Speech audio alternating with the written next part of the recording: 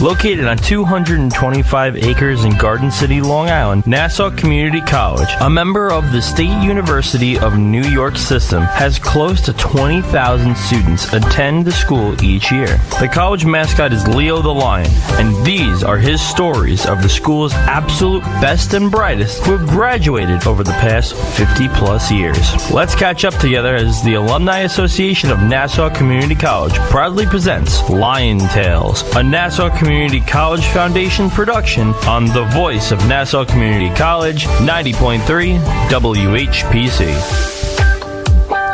Welcome to Lion Tales, powered by the Nassau Community College Foundation. My name is Aurora Workman. I am the president of the Nassau Community College Alumni Association. I'm here with my friend and co-host, Dr. Lynnda Nadien, a proud graduate of Nassau Community College, and together we'll share stories that will inspire, uplift, and often amuse you. Each week, Aurora and I will introduce you to alumni of Nassau Community College interested in sharing their experience here at Nassau Community College, along with the secrets to their success. Well, I have one alumni who I'm pleased to share with you, that Griselda Lupita Gaedes, who earned her associate's degree in communications class of 2012, has won an Emmy Award. I think that is so exciting. Lupita, who got her start in the Long Island Nassau Community College Link program in 2009, went on to become a business manager and then editor-in-chief of the Vignette during her time at Nassau Community College. Her segment Da Vinci, which aired on May 14th of 2017, won in the Health Science Program feature segment category, beating out competition from Cooney TV, Forbes, and Univision. She has been kind enough to return to the campus numerous times to speak and to inspire Link classes, as well as speak on panels for college-wide events. She is originally from El Salvador, and her story is one of hard work and positivity. We hope to have Lupita Gaedes here as a guest on Lion Tales one day. Look for many new and exciting events on the Alumni Association social media pages, Facebook, Instagram, and our web pages at www.ncc.edu/alumni. If you, our listening audience, has any positive news you would like to share about Nassau Community College alumni, engagements, births, graduations, weddings, and or accolades, email us at alumni@ncc.edu and we will shout you out. Today's guest is Jaslin Kaur. Jaslin Kaur is the co-founder of Refuge Girl, a mentorship organization geared towards leadership and sisterhood for young refugee women and girls in New York City, and a proud graduate of the Nassau Community College. She's from class of 2017. Welcome to Lion Tales, Jaslin. Thank you so much, Aurora. It's always good to be back on campus. Well, let's tell us something about Refuge Girl. Yeah, so Refuge Girl is an idea that a colleague of mine had brainstormed to really understand how we can bridge the leadership gap for young refugee women and girls who have resettled in the United States. And it's really informed by some of the money, anti-immigrant, anti-refugee rhetoric we've been experiencing and hearing a lot today, coupled with a lot of the anti-woman rhetoric. So it's really trying to subvert that narrative and make sure we're equipping young girls with the skills they need to be the leaders they want to be. Oh, that's a great vision. Now, the two of you come together and this project, who did you bring it to first? So this is a great collaborative effort, and we had brought it to a colleague of ours who is a campus representative for something called the Clinton Global Initiative University, and we really wanted to bring this to a global platform to make sure that other folks around the world, students and leaders just like us, could be part of a movement that's really trying to bring this leadership focus to other young women around the world. That's wonderful. And then do you know, let's say, the amount of young girls that are, currently, let's say, in our area, metropolitan area, that are in need of having this type of mentorship? Are there statistics and data related to that in which you could reach out to them? Right. So there are absolutely, hundreds of thousands of young just refugees in general who have resettled in the United States. There are some Yemeni populations who have settled in Brooklyn. And so we really see some refugee enclaves really gathering in certain communities of New York City. But again, the reporting and numbers can be kind of skewed and can be difficult to make as accurate as possible, considering some folks do not want to report their identities, especially for folks who are still on a pathway towards citizenship. So there are some difficulties with understanding exactly how many people we can reach and how many people are available within New York City or within our metropolitan area. Well, what are some of the ways that you reach out to the young girls? How do they know to come to Refuge Girl? Right. So this is still a developing initiative, and we've been doing so much outreach to partnership organizations who are already doing the work. So there are so many great orgs like Amnesty International who work with so many important pressing global issues that are plaguing our world right now, and reaching out to them to understand what exactly are the needs of these young women and girls, right? Mm-hmm. How are we to best advocate without imposing our ideas and imposing what we feel is right for these communities, right? So it really takes a concerted effort to do the outreach, do the research, try to speak to the communities, and try to garner as much of a authentic and honest response as we can possibly get. How do the girls get to the United States? Like, what would that process look like? And then when they do arrive, what happens? Like, where do they go? Mm-hmm. And who do they meet up with? And then what is the level of safety for these young girls? Yeah, that's a really important question. The immigration process has actually been quite fraught and is quite a long process. The United States has actually only allowed 11 refugees into the country this year alone so far, and we're already in April. So clearly we have a lot more work to do in playing a major role in this global crisis, and that's what it is, a global crisis, right? And, you know, the United States has the capacity, I believe, to shoulder some of this burden that a lot of the countries in Europe, Southern and Eastern Europe, are bearing the brunt of mediating this crisis, right? So I would say the process, it means applying for political asylum, which can also be a very long process. Then there's an extensive screening process as well.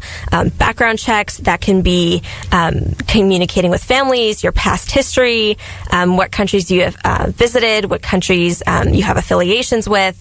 So it's a very extensive process that, really picks apart your entire life before seeing if you're an eligible citizen to come to the United States. So that means maybe going to the U.S. Embassy in your country, going to and seeking for legal aid as well. And there are many different pathways to go about this, especially considering the amount of expenses that are needed to be covered in order to make that travel over here. But I would say that, upon arrival, the level of safety, I would say that's quite subjective. Right. I think it goes depending on who you are and how you present as well, whether you're able to speak English, whether you're able to be integrated into the community as easily as many of us who have already been here and have lived and thrived here for many years and generations. So I think it depends on just how visibly other you appear, right? Quote unquote other, right? And that really fuels how a lot of people perceive you once you come here. I mean, it's got to be such an intense piece trying to just get here. Absolutely, 100%. You're listening to Lion Tales and the voice of Nassau Community College, 90.3 WHPC. I'm Aurora Workman along with Dr. Lynnda Nadien, and our guest today is Jaslin Kaur, the co-founder of Refuge Girl. Jaslin holds an Associate of Arts in the Multidisciplinary Studies from Nassau Community College and is a proud alumni of Nassau Community College. So, Jaslin, what are some of the opportunities that the Associate of Arts in Disciplinary Studies from Nassau Community College provided you to take this step?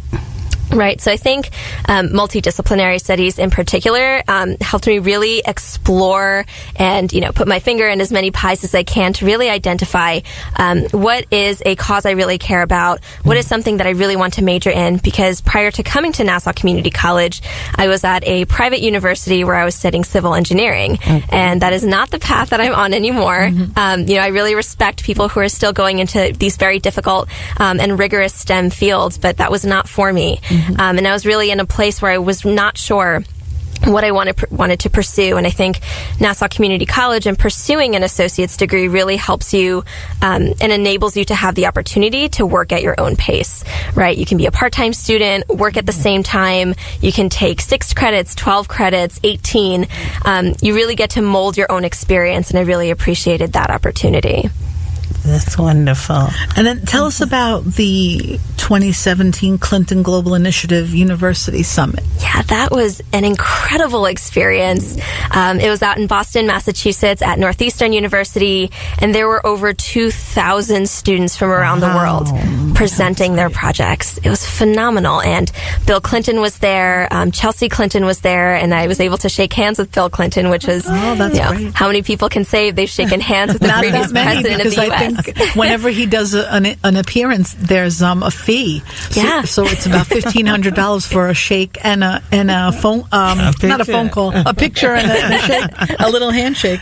And I was able to get it all for free, which so is nice. That's wonderful. fantastic. So tell us about your project that was featured at the summit. Right. So Refuge Girl was the project that we had submitted for the Clinton Global Initiative University. It was an incredible opportunity because we were able to go on scholarship. We were able to attend free of cost because of our drive and commitment to bringing this issue to a global forefront. And what was really incredible was we were able to present our efforts at what's called the CGIU Exchange. So this is a platform for a select group of students at the summit to table, right? To put all of their resources, their findings, their research onto a table to present to the greater community of all of those 2,000 plus folks who were at this summit. It was phenomenal. It was a priceless opportunity to reach so many people. So they're at the summit. What are some of the other projects that you looked at that, you said, wow? Yeah. There was an incredible project. I believe it's called Care Kits in Guatemala. The young woman next to us, she was right next to us at the exchange, actually, so we were able to have a really intimate conversation. She's actually constructing small kits for feminine hygiene products for young women who don't have access to this in rural communities in Guatemala, which is such an important issue because I think many of us here who are in a privileged status really don't think about that on a daily basis. We are able to afford that. We are able to access those products, but to make this a free and humanitarian offering to young women and girls in that country is such an incredible initiative. That really is. I know that some of the work that we do with schools is making sure that there's an outreach for students that do need access to the products because they can be very costly. Absolutely. And a lot of women and children are unfortunately either denied that because it's not part of, let's see, some of their Social Security money or any type of aid in that. So it's just something we take for granted, but it actually is an issue for many, many women and young girls. Absolutely. So tell us what inspired you to, 'cause this is a big undertaking and it's an important undertaking. Right. So what kind of inspired you to do this? I think for me, I've had such a privilege to have so many not even young, just women in my life who have inspired me to take action and to follow my dreams and, hit the ground running with what I want to do.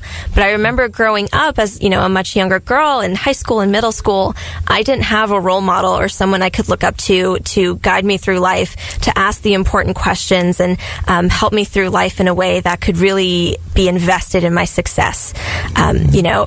I think that's such an important thing that young women and girls everywhere should have access to and should be able to identify that person.